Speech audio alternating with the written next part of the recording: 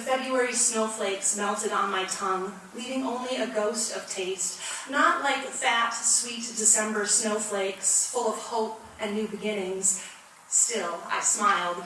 I had slipped away from Zadok, my least favorite older brother. So I've been writing for as long as I can actually remember. I've got many manuscripts that will never be published and are terrible, and no one should read them ever. But Becca McGahey and I were teaching Johnny Tremaine, which many Worthington grads are probably very familiar with. And we were trying to make the novel more exciting and fun and accessible because it was published in the 1940s, so a little older book. And so we were doing a lot of research. I was doing a lot of research into the American Revolution to try and create this game to go along with the book. And while doing that, stumbled across stories that I hadn't heard before, or people that I hadn't realized were as important as they really were. And so kept researching, and just down that research rabbit hole I went. Right. And when I was reading about Dr. Joseph Warren, I was like, wouldn't it be cool if I had a main character who was a doctor? That's a story that's never told about the American Revolution, and just kind of went from there. Awesome. And talk to me about the main character. Mm-hmm. She poses as a male yep. Doctor. Talk about the Whitley? Yes, yeah, Whitley. Okay. So Whitley Endicott, 15 when the war starts, so on the young side of things, but yes, disguises herself as male because of course women were not allowed to be doctors. She could have been a midwife, but that was about it. So delivering children, maybe treating women if it wasn't something serious, but she wants to do more than that. So she trained under Dr. Warren and then gets out of Boston with him on the morning the war starts, and of course has to disguise herself, and then just kind of ends up going along with it. If I want to stay, and I want to stay with the Army, I've got to keep doing this, so let's figure out how to make this work, kind of thing. And she is good at what she does. She's precocious, would be probably how she would have been described as she was younger, and so intelligent, and wants to make the people who have helped her proud of what she's doing and prove that she's capable of doing what she's been asked to do. You talked about researching the American Revolution, and then mm-hmm. I went on to read your blog a little bit, mm-hmm. and it talked about things relative to what we're seeing today. Yeah. Can you talk about that a little bit? So I think we don't think of things that happened 250 years ago as still relating to things that we're dealing with today. But I very much think that idea of who are we as a country, what do we stand for, what are our values, our morals, were all things that our founders were dealing with as they tried to create a country from nothing, more or less. And those are still questions that we struggle with today. Who are we as a country? What do we stand for? What is our place in the world? What do we value? And so seeing some of those parallels, especially as it came to people being disillusioned with how things were going during the Revolution, because it didn't go well all of the time. We were losing for most of the war. Congress was broke. And so seeing that disillusionment, and some of that disillusionment that we have today. Is this going to work? Is this an experiment that is going to be able to continue? So yeah, strange parallels, things that you don't think are going to match up do. Yeah, I'll bet. And you were talking about making the, is it Johnny Tremaine, yeah. More interesting mm-hmm. to the students. How do you write? So you know how to teach to a young adult. I hope so. I'm sure that helps mm-hmm. when you're writing a book mm-hmm. Aimed at that group. Yes. Tell me how you translate all that. Yeah, so it does help that I do spend every day with 12, 13, 14-year-olds. You still have some of that same energy and that feeling for who they are and what they're reading, what they know, those kinds of things. But I also read a lot of young adult and middle grade literature so that when I'm writing, those things that I've read are there in my brain as well. One thing that I wanted to be careful with when I was writing this book is I didn't want it to sound like it was written in the 1700s, because they have a very different way of talking and Certainly. writing, and that does not translate well to your modern teenage audience. And so when it came to writing dialogue between my characters, it sounds a lot more modern than it would have been then, because I wanted to keep that feeling of connection to how we talk, how we think, how we converse today, which is, of course, very different. So, Right. yeah. Well, and when you have so many competing mediums, Right. social media and things like Yeah. that kids are looking at and consumed by. I know the answer to this question, and I'm sure most people do. Why is it still important to read? Reading does so many great things for your brain. Getting to actually live through another person's perspective. There's been a lot of research into what happens to our brains when we read.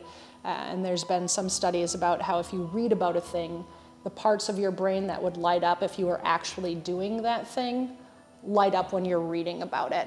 And so it's almost like you're getting to live an experience that you aren't ever going to actually get to live. So creating that empathy, understanding of the world outside of your own view, outside of where you live. I could probably go on for a very long time about all the things that reading does for us, makes you a more intelligent, better human being. So yes, even though there's a lot of other mediums out there, reading is still vital and important to our brains and to making us hopefully kind, caring, good human beings in the world. And I wonder, as that becomes increasingly hard to keep the attention of a young person, a book like this can teach history and also be engaged. You can be engaged with an actual book, which I Yes. still love to do. Yes, I like holding it in my hand. I do too. I do too. So I guess it lends itself to the question: will there be another book? Yes, I have a draft of book 2. So this is the first book in a trilogy. Okay, And that's right. so, That's right. Okay. Enterprising and Dangerous is the working title for the second book. I would really like to start working on the publishing process this summer, but we'll just kind of see where things land and how time works out. But I'd like to get that one moving along because it takes about a year from start to finish to get it into the world. Let's talk about that a little bit. What was the most surprising part about all that for you? All of the things that you do behind the scenes that maybe as a reader you don't realize are going on somewhere. The publishing that I did is called either hybrid, or I think of it as like high-end independent publishing, where I'm working with a small publishing company and they have the connections to the editors and the proofreaders and whoever's designing the book and putting it together. But I'm still in charge of the process. And so as the person in charge of the process, I'm the one writing the description that goes on the back of the book, or the bio about myself, which writing bios about yourself is always interesting. Right. And so all of those pieces that you're like, well, of course they're part of the book somewhere, but who does them? In this case, me, apparently. So I think that was the most surprising part. The number of times I had to read the book during the process. I think in the last year up to today, because I just read the ebook to make sure there weren't any mistakes. I think I've read the book somewhere between 16 to 18 times in the last 14 months. Wow. And an editor read it, 4, 5, 6 times. A proofreader read through it twice. So I mean, lots of eyes and lots of rereads. So if you're going to publish something, you better really like it because you have to read it a lot. Right. When you said you've been writing, and I read in your little bio on your website that since in crayon, since Yes. you were young. Yes. And so maybe you've always known you had this in you, and I guess some may say everybody has a book in them, right? Yes. What would you say to somebody who's maybe thinking about doing something like this? I would say start by reading anything and everything. Even if it's bad sometimes, finish it, not all the time because there's lots of good books out there, but finishing a bad book and going, I can write better than that. I want whatever I write to be better than that. And then to get in the habit of writing daily, to make that a habit, a practice, even if what you're writing is not great. Just getting it out of your head and onto paper. You're going to edit later anyway. So, right, getting it down and having something to work with. I think that's a mistake a lot of people make, is they'll start something and then they'll let themselves get stuck, or they're not quite sure where to go, or they'll be like, oh, I need to change this, and they'll go back and start working from the beginning instead of just pushing through. I can change it later. I'll make notes about what to change. Let me skip ahead to what I know is going to happen. I can come and fill in those blanks. So to keep pushing through a draft to get something that you can have, even if you know that it's not great, it needs a lot of help. I think that would be something that all writers should do. What did you learn about yourself during this process? That I never want to read this book. You want others to read it, but you don't want to read it again. I will be perfectly happy if I never read the whole book again, just because it's been, like 17 whatever times in the last 14 months. What did I learn about myself?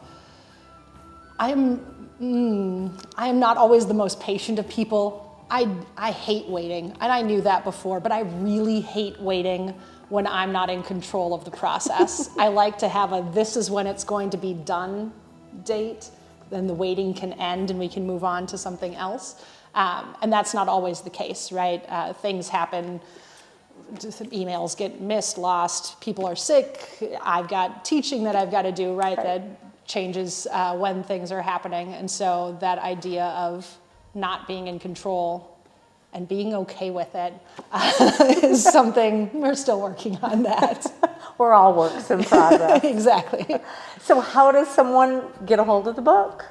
So they can purchase the book from Itasca Books, which is the warehouse holding all of the books up in St. Paul.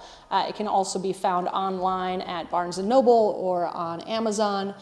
Most independent booksellers would have access to it as well. They would probably have to order it out of their catalog, so you'd have to maybe go in and talk to them if you wanted to order it from an independent bookstore.